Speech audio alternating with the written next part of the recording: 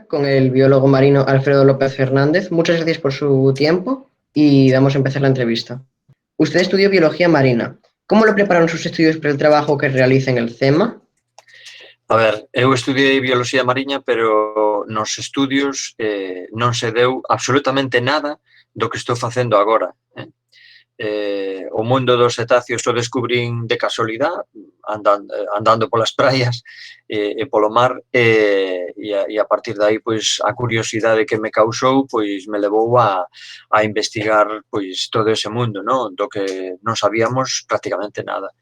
Obviamente, os meus coñecementos de bioloxía son, bueno, xerais, digamos, e hai moitos aspectos que me sirven, pero en concreto a investigación específica sobre o que facemos a estamos xenerando nós. ¿Cómo son las actividades habituales del CEMA y cuáles le parecen más importantes y por qué? Bueno, as actividades son diversas, hai asistencia aos animais varados, cando están vivos a recuperación daqueles que aparecen vivos, tamén facemos campañas de seguimento no mar, sin duda, pois tamén é importante pois as campañas divulgativas, non, e de educación ambiental. Todas elas son importantes, non, porque cada unha aborda diferentes aspectos bueno, pois das especies estas coas que traballamos e todas elas son necesarias, non? Pero digamos que o primeiro traballo que foi a asistencia aos animais varados foi o que nos levou bueno, a continuar o resto, non? Non é que sea máis ou menos importante, pero é a primeira toma de contacto que temos con estes animais mariños. ¿Cuáles son las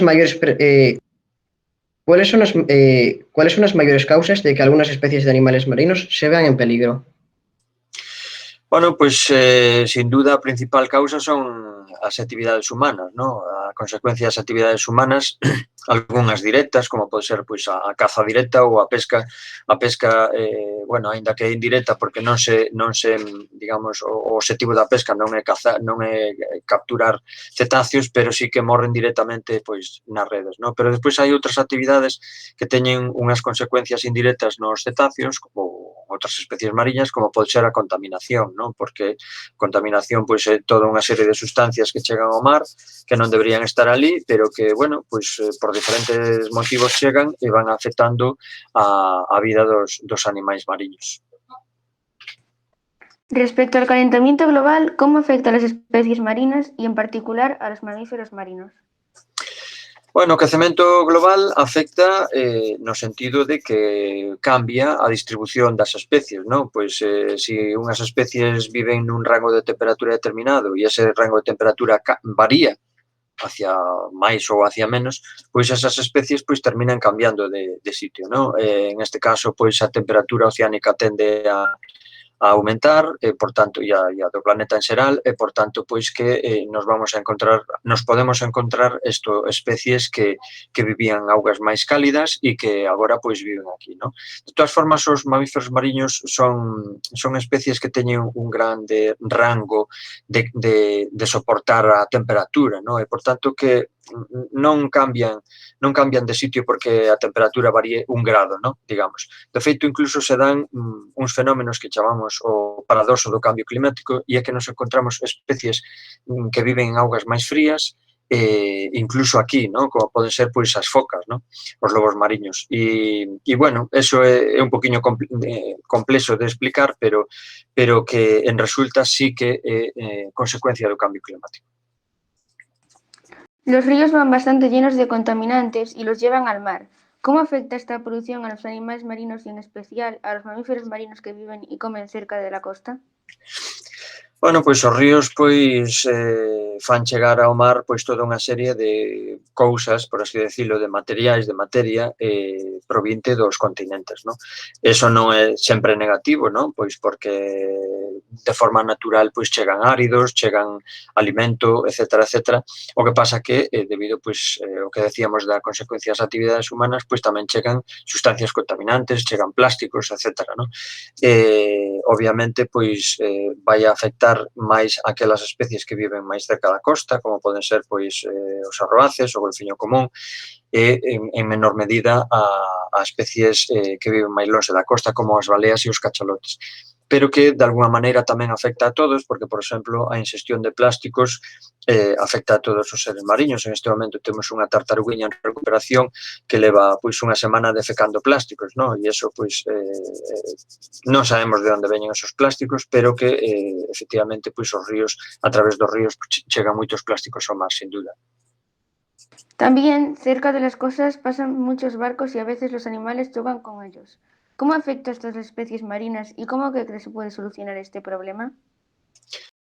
Bueno, non é que os animais choquen con eles, sino é que os barcos atropellan os animais, como ocorre en terra, non? Cando un animal terrestre atravesa unha carretera, unha estrada, pois moitas veces un vehículo o atropella, non? Pois no mar pasa igual, é dicir, os barcos van navegando a unha velocidade bastante alta para a fauna mariña e moitas veces os animais que están tranquilamente, pois alimentándose ou facendo a súa vida, pois non contan con ese obxecto que se desplaza a gran velocidade e termina atropellándoos, non?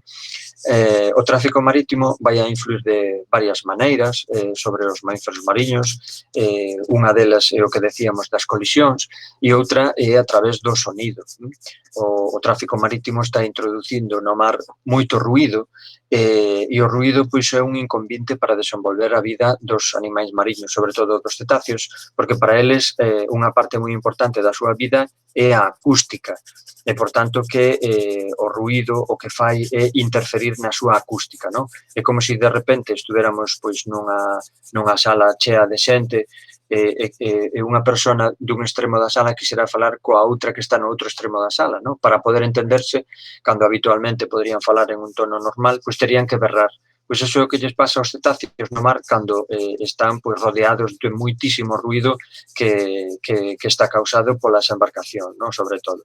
Como podemos evitar isto? Bueno, pois as colisións non son fáciles de evitar, pero sí que se podría establecer aquelas zonas sensibles, onde, por exemplo, averigüemos que hai unha concentración de baleas ou de grandes cetáceos e evitar pasar con barcos por esa zona ou reducir a velocidade, eso sería unha maneira. E o ruído mariño causado polos motores, habría que buscar novos dispositivos que produciran menos ruído. Por exemplo, os motores eléctricos producen moitísimo menos ruidos. Otro tipo de contaminación son los plásticos y microplásticos. ¿Cómo afectan a la fauna marina y también a los seres vivos que consumen productos de la pesca? Pois, efectivamente, os plásticos son un problema moi grave porque son unha materia que dura moito, non? De longa duración e, por tanto, que pois é moi difícil eliminalos. E o problema que teñen é que a fractura dese plástico grande o que fai é romperse en trociños moi pequenos, incluso de menos de 5 milímetros, e é o que se denomina microplásticos, non? Nos estudios que estamos levando a cabo dos cetáceos que aparecen varados, o 100% de todos os estómagos de cetáceos que estamos analizando presentan microplásticos. E hai unha porcentaxe importante en algunhas especies de plásticos grandes, non? En xeral, a proporción de plásticos en todos os cetáceos é baixa, pero se nos remitimos a algunhas especies, como poden ser os grandes mergulladores, cifios e cachalotes, pois vemos que o 70% desos animais que aparecen varados presentan plásticos no seu estómago, non? O problema xa non só é que esos animais cheguen incluso a morrer algúns deles pola ingestión de plásticos, senón é que eses animais recollen os plásticos a máis de 3.000 metros de profundidade. Por tanto, que nos dá a magnitude do problema. É un problema moi grande este tema dos plásticos na fauna mariña. ¿Cree que se está progresando bien para contrarrestar a los plásticos y los microplásticos? En absoluto, en absoluto. É dicir, obviamente se están poñendo algunhas medidas, se lembrades, pois hai un par de anos todos os supermercados regalaban bolsas de plástico, hoxe en día eso cambiou, pero é absolutamente insuficiente, é dicir, teríamos que chegar a un acordo na ONU ou entre toda a humanidade e decir, a partir de hoxe non usamos ningún só plástico máis. Mentre non fagamos eso, non hai maneira, é dicir, seguirán habendo plásticos no mar, xa vos digo. A tartaruga nanín leva unha semana botando plásticos, está nunha situación crítica, posiblemente teña algunha obstrucción a nivel digestivo, e iso só é o que vemos. Posiblemente, máis da mitad das tartarugas de todo o mundo teñan plásticos no seu intestino e moitas delas morrerán debido a esta circunstancia, non? Por tanto, que o problema é moi grave, o sea, tendemos que concienciar con que este problema é de grave a gravísimo, o sea, y sin paliativos. Otro peligro son las especies invasoras. ¿Qué impacto tienen estas especies en los mamíferos marinos y cómo se puede luchar contra ellas? A ver, as especies invasoras pois chegan por diferente motivo, non? Mesmo incluso pois o que falamos antes do cambio climático pode facer que cheguen aquí outras especies, non? Pero non é algo novo, é dicir, por exemplo, temos un pequeno molusco que lle chaman dormiñento, quitón. Ese molusco chegou ás nosas costas cos barcos que navegaron a América, cos primeiros barcos que chegaron a América viñeron pegados no seu casco, non? E, por tanto, que, bueno, pois as especies invasoras xa hai moito tempo que chegaron ás nosas costas, moitas delas vanse aclimatando, é dicir, que conviven aquí con outras especies sin maior problema, en cambio, pois outras producen invasións, por así decirlo, non? E realmente causan problemas. Os mamíferos mariños non se ven afectados aparentemente por estas especies invasoras, ou polo menos polas que coñecemos, non? E loitar contra elas é moi complicado porque moitas veces ocupan enormes superficies, como pode ser a invasión de unha alga que se chama Sargassum muticum, que é unha alga que está xa ocupando pois prácticamente toda a superficie dos fondos mariños de Galicia, non? E, por tanto, que é moi difícil, é dicir, solamente pode haber regulacións naturais, é dicir, que haxa pois algún ser vivo que se alimente desa alga, entonces, ao mellor non consigue facela desaparecer, pero sí controlar un pouco a súa explosión, por así decirlo, non? El año pasado hubo un incremento de animales que venían a nuestras costas, que no era habitual verlos por aquí. ¿Por qué cree que se acercaron tantos mamíferos marinos que no suelen hacerlo a las costas gallegas? No, a ver, eso é un fenómeno mediático. É dicir, está claro que hai, por exemplo, falando das baleas, no? Que é algo que impactou moito na sociedade galega. No? É dicir, hai tres motivos polos cales as baleas son máis, percibimos máis que estean presentes que antes. No? O primeiro é que a caza de baleas rematou no ano 1985 e, por tanto, que todas as baleas que pasan pola plataforma non as colle ninguén. É dicir, as baleas son cetáceos oceánicos, viven moi longe da costa, pasan por frente ás nosas costas na súa migración e, ás veces, entran dentro da plataforma, no? Digamos, nas aguas litorais. Antes, cando había caza, cada balea que entraba en esa zona a cazaban. Hoxe en día non a caza nadie. Por tanto, que o animal pode sobrevivir e, ademais, hai máis posibilidades de que alguén a vexa. Ese é o primeiro motivo. O segundo motivo é que, debido ao cambio climático, as baleas que baixaban ata cerca do Ecuador, debido a ese quecemento, digamos que ese Ecuador se está ensanchando. O Ecuador é a fronteira das baleas, é dicir, as baleas chegan ao Ecuador, as do hemisferio norte, e chegan ao Ecuador as do hemisferio sur, pero non pasan ao Ecuador. É unha fronteira para elas. E, por tanto, que co quecemento planetario o que está ocurrindo é que esa fronteira se está ensanchando, cada vez é máis ancha, e as baleas non chegan tan abaixo. Por tanto, que cando pasan por frente ás nosas costas, paran a comer.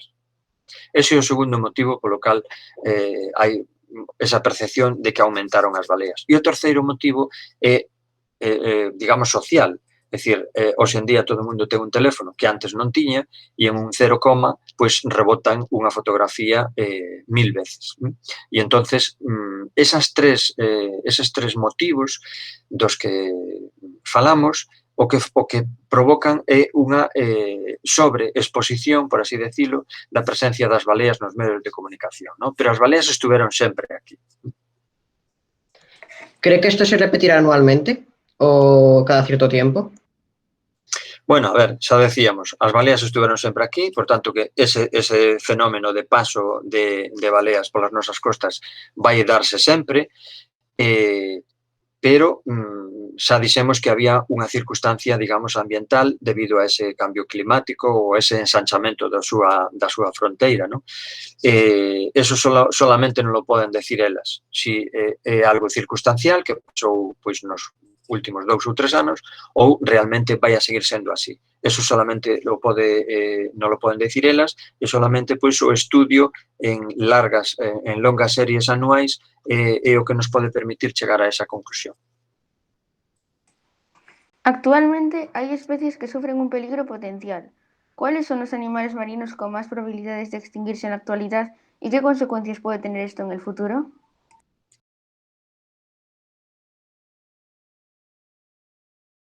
Bueno, pois falando das baleas, temos varias especies que están, digamos, ao borde da extinción, no?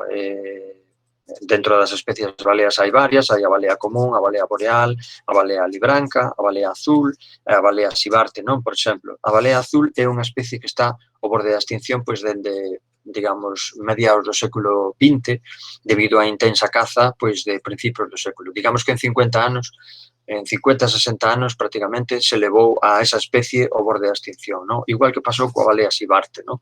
Son baleas que foron moi intensamente cazadas e prácticamente levadas ao borde da extinción, no? Algo parecido tamén pasou co cachalote. En cambio, pois, hoxe en día que non hai caza, xa decía que desde o ano 1985 non se cazan, podíamos pensar que a situación destas baleas mellorou, non? Pero non é así. É dicir, hoxe en día, cando observamos as baleas na nosa costa, nos falamos da nación balea. Falamos da nación balea porque non é que veñan a nosa costa as baleas comuns, e despois as baleas boreais, e despois as baleas azuis. Veñen todas xuntas. E por qué? Pois porque as baleas azuis hai tan poucas, digamos que non son capaces de navegar entre elas, senón que navegan coas outras. En este momento, pois, a parte da situación das baleas, temos unha especie que é a toniña, que é unha especie de cetáceo pequeno, é o cetáceo máis pequeno que temos na nosa costa, e tamén está ao borde da extinción, debido pois, á intensa primeiro a caza directa que se realizou pois, hasta o século XIX, pero despois digamos, a morte en captura accidental a través das faenas pesqueiras, a contaminación, etc., pois levou a esta situación, a esta especie a unha situación bastante crítica tamén. Se habla de que una de las posibles soluciones a los problemas del medio marino es la creación de zonas protegidas. ¿Qué efectos cree que puede tener esto en especies como las que salvan, protegen y cuidan ustedes? A ver, está claro que as áreas mariñas protegidas son necesarias porque é como se foran pois, uns pequenos oasis no medio de tanta destrucción, non? Por así decirlo. E, por tanto, que son necesarias, non? O que pasa que, no caso dos mamíferos mariños, son especies de gran capacidade de movimentos, non? Algúnas son migratorias, como as baleas, pero sin chegar a ser sin ter esa capacidade migratoria, pois incluso os arroaces teñen unha enorme capacidade de movimentos, non? Os arroaces das nosas costas os temos encontrado pois en Portugal, no sur de Portugal ou incluso en Euskadi, e non fan migracións, non? Entón, estas especies tan móviles, digamos que non lle sirve para nada unha zona protegida, non? Porque elas non van a estar pendientes de se están dentro ou fora desa zona protegida, non? Entonces, desde o noso punto de vista, son necesarias as zonas protegidas, digamos, para a mellora da calidad ambiental e a mellora pois, de algunhas especies que o poidan necesitar, pero a respecto das especies que tratamos nós, pois son necesarias outras medidas, digamos, xenéricas que sean aplicadas en calquera outra zona, sexa protegida ou non protegida. El trabajo de mantener el mundo limpio es un trabajo de todos. ¿Qué consejos darías a la gente de nuestra edad para tener hábitos que sean menos dañinos con el medio ambiente acuático? Sí, efectivamente, é un traballo de todos, non? Sin duda, falábamos antes dos plásticos. é moi importante pois non tirar plásticos en calquer sitio, porque aunque pensemos que esos plásticos están moi lonxe do mar, pois a través dos ríos, a través do, bueno, pois do vento, poden chegar ao mar, no? Ter prácticas pois ambientales respetuosas, é dicir, pois se lavamos os dentes non deixar a auga aberta, non botar aceite polo desagüe, porque eso tamén vai afectar negativamente pois ao medio mariño, en fin, pequenas cousas que poidamos facer. Pero, de todas as maneiras, é necesario establecer políticas moito máis contundentes. O dos plásticos, o tema que falamos dos plásticos, non se pode solucionar por moito que fagamos cada un de nós. Efectivamente, é necesario que cada un de nós fagamos algo, pero, ademais, temos que instar aos gobernos e ás administracións a que tomen medidas, porque de pouco sirve que cada un de nós pois, tire os plásticos dos caramelos, do bocadillo e de todo eso, cando vamos ao supermercado e resulta que compramos unhas galletas que ven envoltas en 3 plásticos. O plástico da caixa, o plástico de 6 galletas e o plástico de cada galleta. O sea, 3 plásticos. E ademais, hai un plástico que non vemos, que é o plástico do palé das caixas. É dicir, eso solo se pode solucionar se hai unha política de reducción de uso de plásticos moito máis xeral e que trascende pois, a propia actividade individual de cada persoa. Xa digo, a actividade individual é necesaria, pero cada un de nós temos que exixir das administracións outro tipo de medidas. Muchas gracias, Alfredo López, por dedicarnos su tiempo y concedernos esta entrevista. Pues nada, moitas grazas a vos por preocuparvos deste tema, creo que é moi interesante e bueno, que tamén vos pode dar ideas para o que é o día a día e facer algo máis por estas especies e polo mar, aínda que esteades lonxe do mar, eso non importa.